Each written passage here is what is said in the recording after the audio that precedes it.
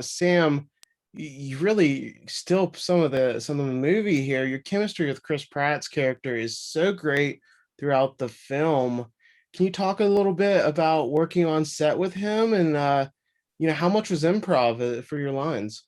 Well, it was so much fun working with Chris.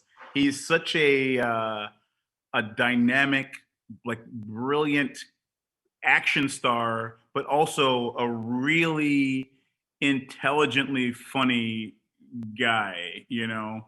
So getting to play with him and like play off of him was like kind of felt very natural, as unnatural as the surroundings were in the film, being like in this future war, and also in the filming of the film where you have like a bunch of cameras and like sets around you. It still felt very easy to do because I think it was just really easy to work with him. He's so great.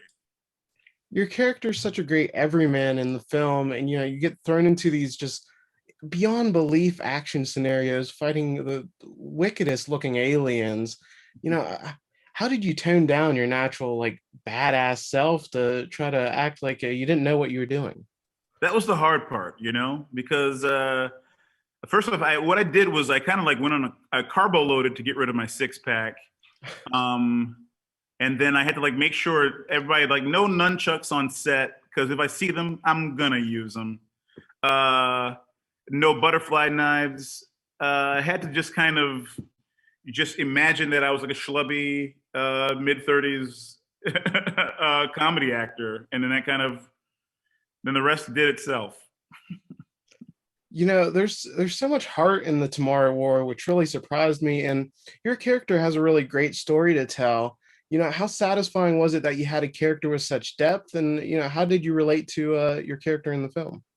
It was really great. Charlie is a great part to play because he's such an everyman. You know what I mean? Like he is sort of what the average person would kind of be like if they got put in this scenario. Maybe he's a little bit like quicker witted than most people are, you know.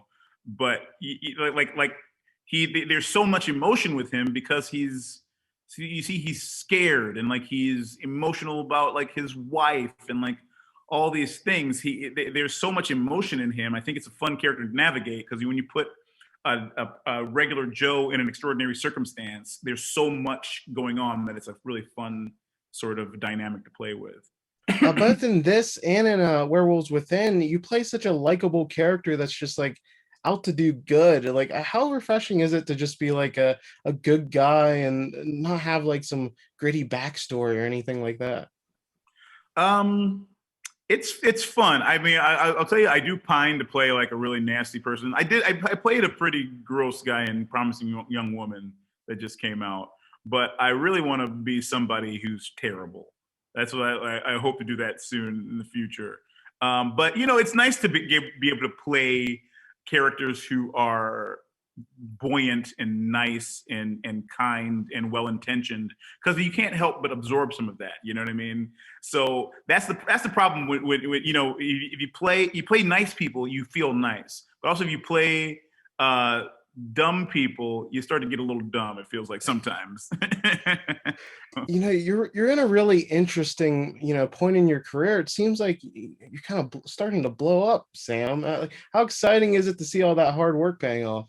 It's great. You know, I'm of the I have a bad sort of macro view of myself because I'm always like, uh, I'm always surprised when somebody like recognizes me like on the street or something. I'm like, oh hey, yeah, this. So I love being in these movies and I love doing these things. But I like the idea of like blowing up. I don't. To me, I'm like, oh, I don't know. We'll see. We'll see.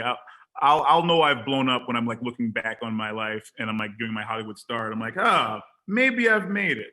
But until then, I don't know. I mean, thank you.